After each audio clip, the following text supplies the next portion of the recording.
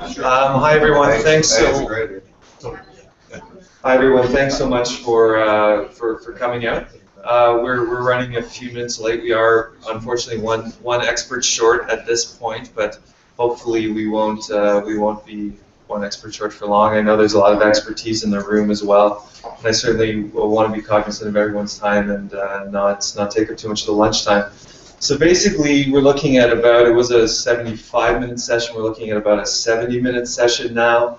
I'm just going to briefly introduce the winners, the experts. Hopefully one of the other experts will show up while I'm introducing him, and then we can get into talking about the proposals and why we're here.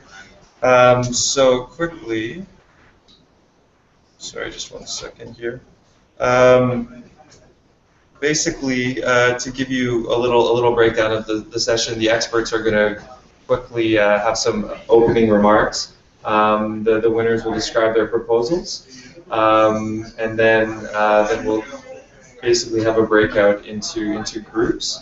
I thought there would be more tables, but it looks like we're just going to be kind of gathering chairs in various circles. So there's 3 proposals. One presenter is going to be presenting virtually, and then 2 teams are here with us today. So yeah, we'll see how this all works, and yeah, thanks again for coming. So in terms of the proposals, starting first with turn your phone into a virtual power plant and get paid to optimize your energy. We've got Matt Doisterberg from OhmConnect, who's will be on the screen. He's presenting virtually. This was a Judge's Choice Energy Supply Contest winner. Oh, here we have Dennis, which is great. And so I'll let Matt describe the proposal. Another one we have is Path to Zero, Transforming Inefficient Buildings to Green Buildings. We have Arash Azami from BAS Netherlands, and I think there might be some colleagues as well. And then the third proposal we have, or the third winning proposal, is Batteries on the Move for a More Efficient World, with Lance Noel and colleagues from EREV from the US. So thanks for those who are here, and certainly to Matt for presenting virtually as well. In terms of the experts, we're lucky to have Albert Wenger and Dennis Costello. Albert's venture capitalist with Union Square Ventures, and Dennis is the managing partner of Braemar Energy Ventures, and you would have noted Dennis from his panel appearance earlier.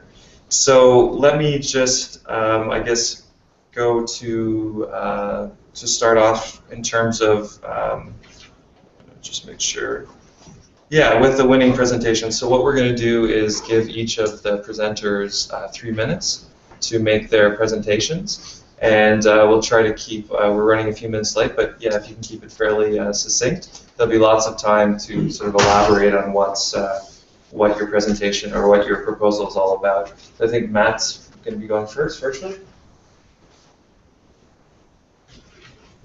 Are we ready? Yep. All right. OhmConnect is building power plants. It's cleaner than coal and even solar. We're building power plants with an app right on your phone. We alert you via text or email when a costly and highly polluting power plant turns on near your home. If you can reduce your energy use when we send you an alert, we can actually pay you for it. Now you may be wondering, how does OhmConnect pay me to reduce my energy use? Here's how it works. You get your energy from the utility company, right? But where does the utility get its energy from? They get it from the energy market, which manages supply and demand on the grid. The energy market would rather pay you to use less energy than pay a power plant to generate more. So when the grid is strained, instead of burning fossil fuels, they can rely on you and your neighbors to reduce consumption. And better yet, instead of paying for energy from a power plant, they pay you instead. And OhmConnect is just the one who connects the dots. And we're only sending these alerts 1 to 2 times a week when costs spike due to peaker plants.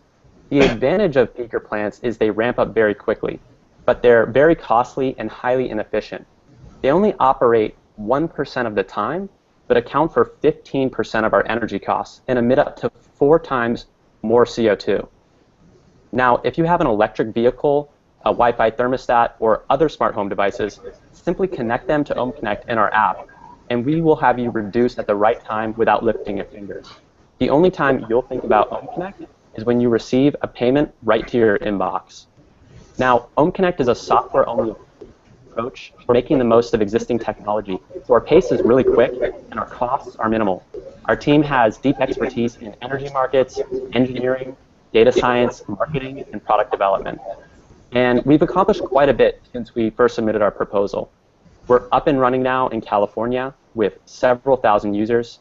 And over the next year, we're on course to mitigate 400,000 pounds of CO2. And this is just the beginning. Right now, we're doing a pilot with an electric vehicle charging company, and we're partnering with schools across California that are using OhmConnect as a fundraising tool.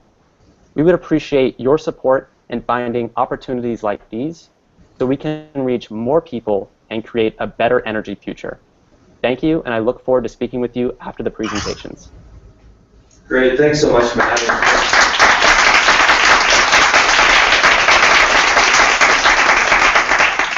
Very succinct as well. Next up is Arash. I'll just hand over the microphone. If you want to stand, you're welcome to, or go to the front. No, I'll go there. Thank you. It's an honor to be here. You know, first, I'd like to state something. Whenever we refer to alternative energy, we're wrong. Because, well, you know, we think of solar and wind and everything. We started to use coal and oil 150 years ago, and for thousands of years before that, we relied on renewables. So actually, if we refer to alternative energy, we should be talking about coal and oil and gas. That's one thing.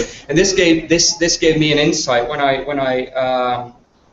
was learning about energy. I ran an energy company, energy supply company in the Netherlands for a couple of years, and we basically had this business model where we made more money as we sold more energy, which makes sense. But there was one problem with that. Our interests were not aligned with the interests of our customers, or society, or the environment. So in 2007, I decided to design a new kind of energy company that would actually make more money and it would sell less energy. And now, how did we do that? I founded the company. The name is BAS, B-A-S. It stands for Beneficial to All Stakeholders. We all benefit. If everybody wins, we can keep doing what we're doing. And what we do is we increase your independence of fossil fuels through increasing your ownership of your own energy economy. We take your energy bill, which is an amount that you pay every month, and every month we actually don't make the profit on the energy supply. We took away the profit from the energy supply, and we use that financial headroom to invest it into your own independence. So at first, these are very small amounts of money, and they'll buy you adjusting your thermostat, installing time switches, getting LED light bulbs. But every step you take on the path to zero is going to increase your independence, which means that it's going to finance the next step more quickly.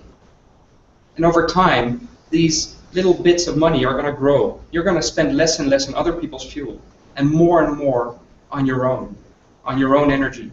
So it will finance your solar panels. It will even finance your shares in solar farms and wind farms. And in the end, you're completely 100% energy independent. You're carbon neutral, you're energy neutral, and you can even decrease your bill until it's zero. No more energy bills. How about that? Now, if you apply this not only in your own household, but on a society, on a community, on a neighborhood, it's going to vastly increase the social capital. It's going to vastly increase the independence and the freedom of people. And we will do this. And this is the one difference between alternative energy, what we call alternative now, and fossil fuels. What we used to do is we'd spend 80% of our awake time to fulfill our energy needs. We started to use fossil fuels to save a tremendous amount of time. We can now fulfill our needs at the flick of a switch. And we're going to go back to the conventionals, solar, wind, etc. But we're going to do that at a flick of a switch. So we're going to keep the time saved that we have gained during the Industrial Revolution. when it's going to be completely clean. This is the path to zero, and the beauty of it is you're in control. You as a user, you're in control. You decide how fast you want to go. If you want to increase your monthly pay, you're going to get to zero quicker. If you want to decrease it for whatever reason, please go ahead and do it. The only thing we do is we take away the complexities. We help you answer the questions. What should I do in my house? How am I going to do it? And who's going to do it? We take away all these complexities. There's already supply and there's already demand. The only thing we do is match it. So I'd like to end this with saying what we did is we took power to the people literally, and that's the path to zero. Thank you.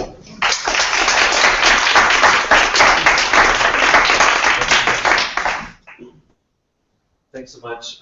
Next up we have EREV with Lance Noel. Thank you. Hello, everyone. Thank you for giving us an opportunity to speak. Today, I will be introducing EREV, a company that will make the world a cleaner and more efficient place. As we all know, electric vehicles provide significant benefits to society. Unfortunately, their high capital cost prevents potential consumers from purchasing electric vehicles.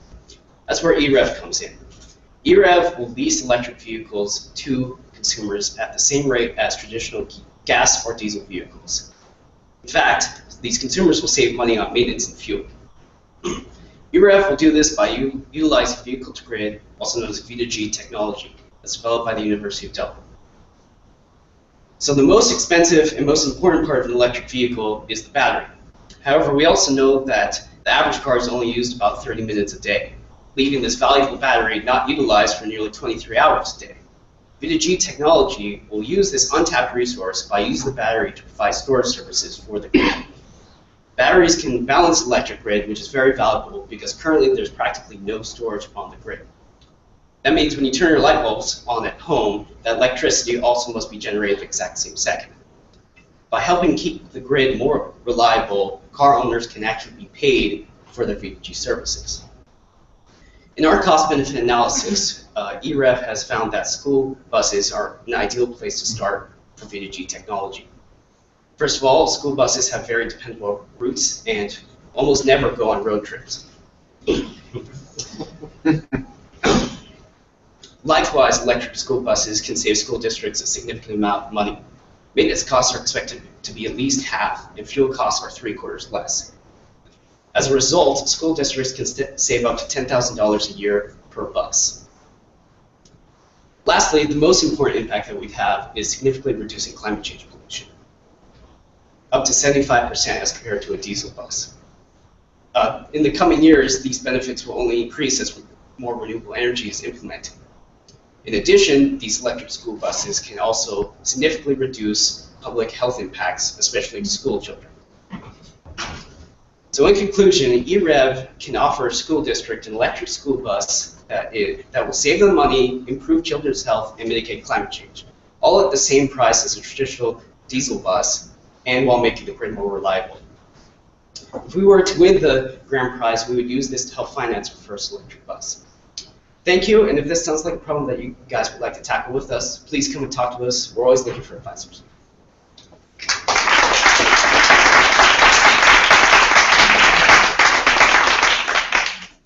Thanks a lot. So now I would invite the experts to provide brief comments, sort of an initial what they would like to talk about further with each of the winners. And then we'll get started with the breakout groups. Well, it's great to see all of them, and at least the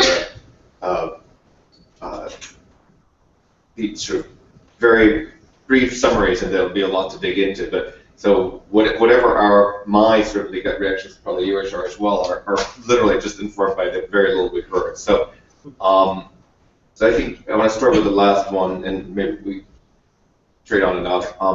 The biggest question that I have is sort of to what degree, instead of you building buses, you could partner with people who are building electric vehicles, and to what degree this is something that the vehicle maker needs to enable the vehicle to do, or you can take existing vehicles and either retrofit them or just plug them in your garage in a different way. That would be one of the things I would really want to understand. what the right way to get your technology into the market is. But I love the idea of utilizing these batteries when they're not driving around.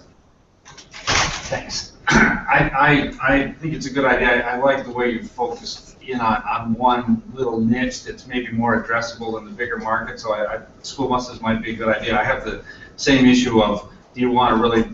I think you have a business model question in front of you, because one way to do this, which I thought you were going, is to say, okay, I'm going to cover a lot of EV manufacturers will lease you the car, so that's not unique.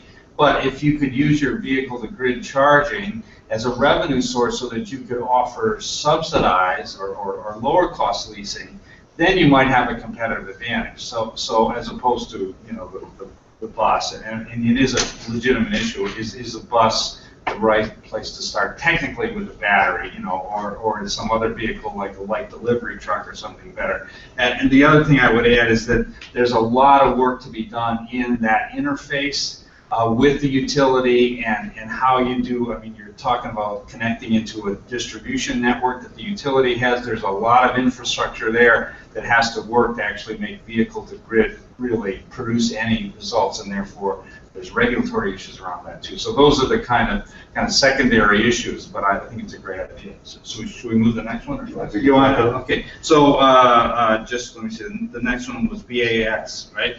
And I guess my question about that, using electricity profits to invest to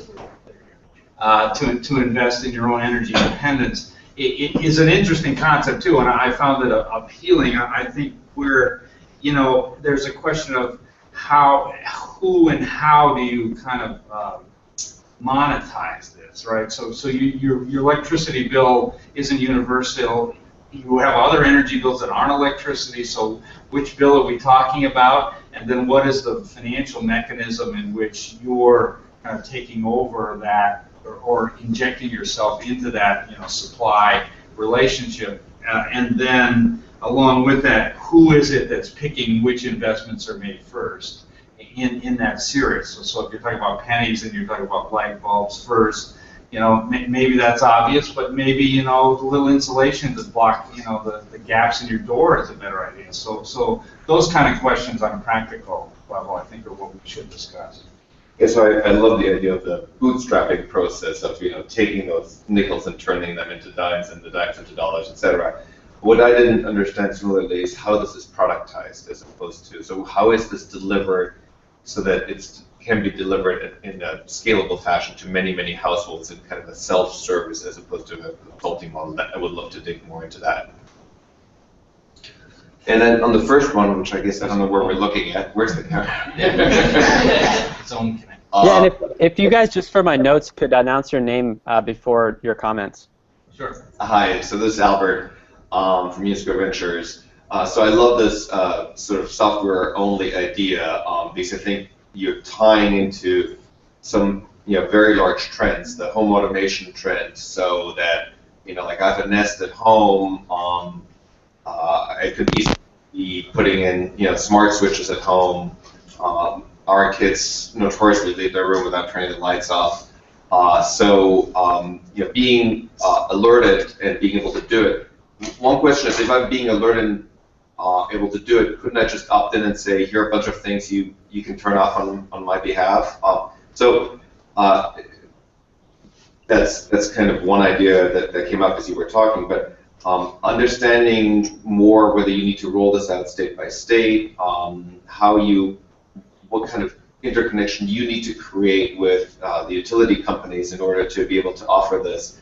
So sort of thinking about what are the hurdles to scaling this, but the basic idea of being able to use these technologies to take capacity that to take demand offline that might not be needed right now in response to sort of the capacity needs makes total sense to me.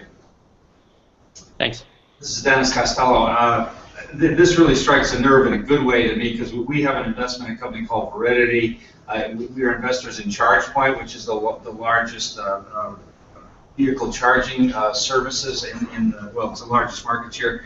And basically what you're doing, which I find very appealing, and others have tried, this is disintermediation. Because basically what's going on is there's a wholesale market for electricity, and that market and those prices vary actually minute by minute. But you as the consumer, then that's what's sold to the utility, who then sells it to you, and based on regulation, that is a constant. If your electricity price doesn't change by time of day, and certainly by minute, and you don't get charged a capacity credit. So what OhmConnect is trying to do is disintermediate that around the utility, which I think it is actually quite a good idea, and give you the economic value of you not saving, because there's no direct incentive for you to turn off your light or your air conditioner at 1 o'clock, right? Because you don't know, there's no price mechanism.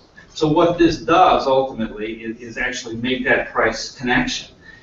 So what it takes, I think, is making sure, so you've got a lot of regulatory issues to deal with, because in order to get onto the wholesale electricity market for capacity or energy, you have to pass a lot of criteria. One being predictability, right? Because it's not a capacity credit if you can't depend on it.